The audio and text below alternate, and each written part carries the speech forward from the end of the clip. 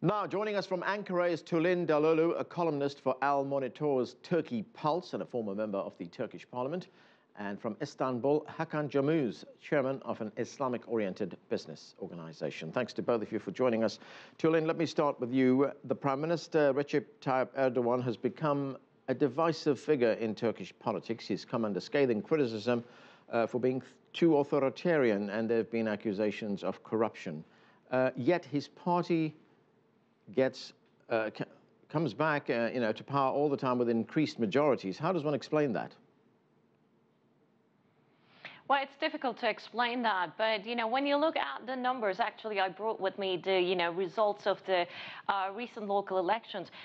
The ruling Justice and Development Party (AKP) actually has lost about 2 million votes in this election compared to the local election that ran in 2011. But I think what is really not being discussed in the overall election analysis is that the Nationalist Movement Party, that's the MHP, has increased its votes by 2.5 million, and the Felicity Party, which is yet again another Islamist-based party, has doubled its votes in this local election cycle compared to the 2011. And so these are the things that we also need to highlight. It is not to underestimate the victory of the Erdogan government's election results.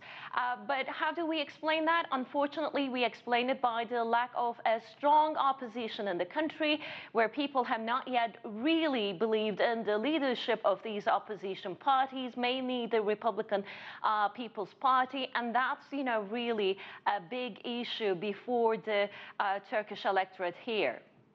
Hakan, the protests that we've seen in Turkey, those protesters are saying that the AKP, which is the acronym by which Erdogan's party is known, the Justice and Development Party, they are saying that that party is pushing Islamist policies on a secular population. How do you respond to that? That's misnomer. Throughout their governance, they have never declared themselves to be an Islamic party, and they've never actually proclaimed to have that kind of political objective. That's a misnomer. That's never been proven. It's just people say that so that they have somehow politically put AK Party into that kind of perspective to scare people of the party. That's just wrong. I just want to make a correction to what Tulin just said earlier. There's two sets of elections, one local election, one general election. Tulin compared AK Party's votes with the general election and then said they've lost 2 million votes. That's not correct.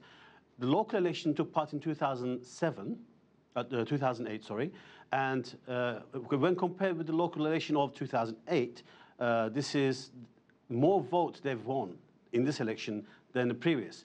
But when compared with the general election, this party won every election as a first party that came out of the election, and they've gained more vote every time they went into election. So we're mismatching the two sets of elections here. Local election and general elections are two separate things. They're not to be compared. It would be misleading. Okay, and I don't want to as for the protesters, right, and what they allege for the AK Party, that's wrong, and they're just using that to scare people as if AK Party has some kind of Islamist agenda. They've never claimed that to be, and they don't claim to be even now.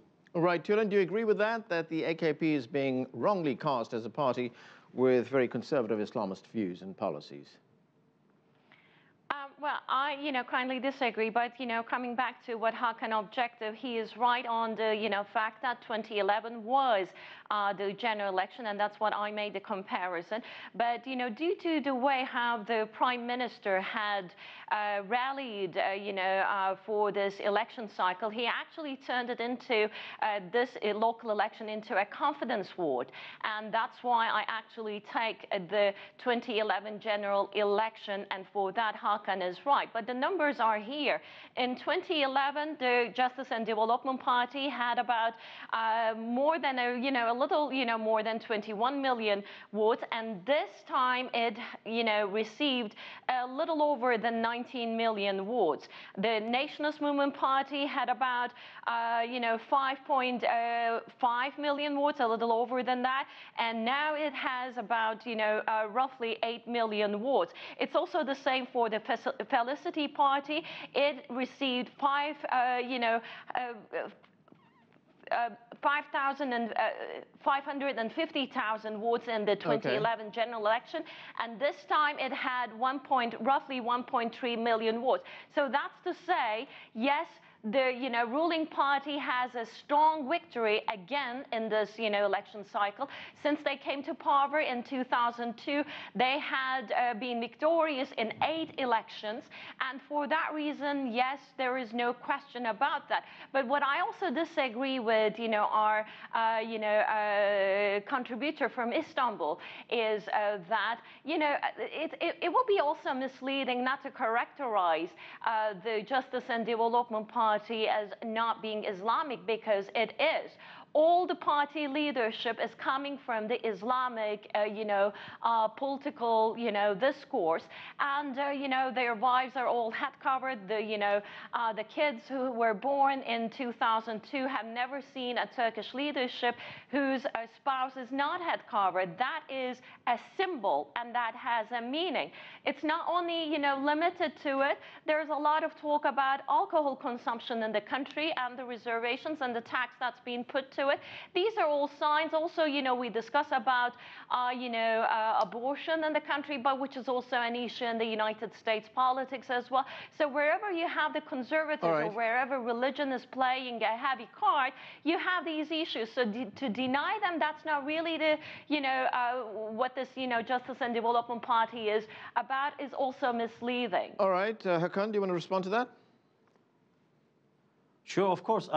First of all, AK Party has a wide variety of grassroots supports that comes from completely different background, religiously or culturally. They have Kurdish people, Alevis, Sunnis, or non-Muslim members of the party. AK Party is a broad-based grassroots party, hence the support that it receives. Every election, like Tulin said, they come out of elections victorious, number one. Number two, symbols of religion is a part and parcel of the Turkish society. You have a massive amount of population who are conservative and Muslim, and this party comes from amongst those people, but it doesn't mean they are proclaimed to be an Islamic party. They do have moral values. Of course, every politician do.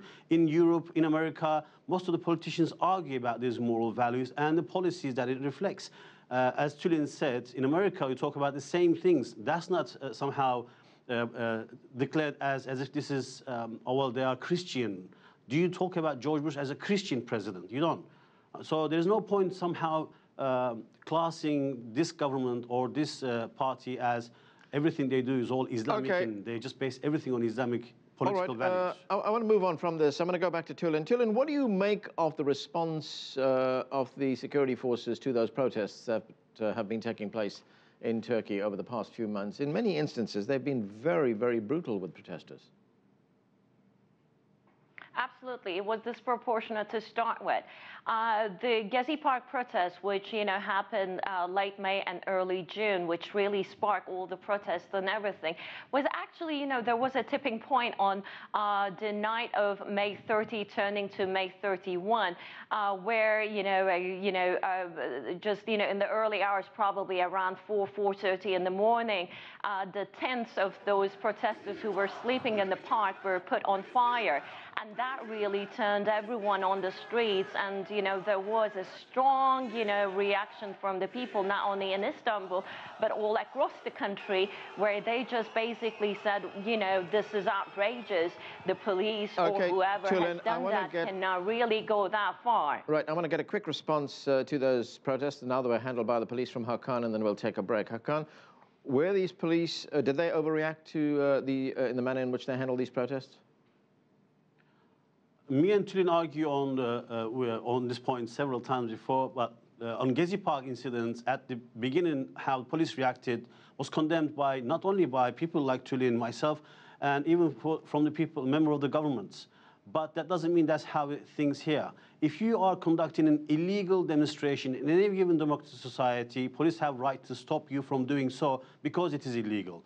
And as for what Tulin said about Gezi Park protest, that was an illegal conduct. At the beginning, how they reacted to it was condemned by everybody in the country. So nobody argues with that point.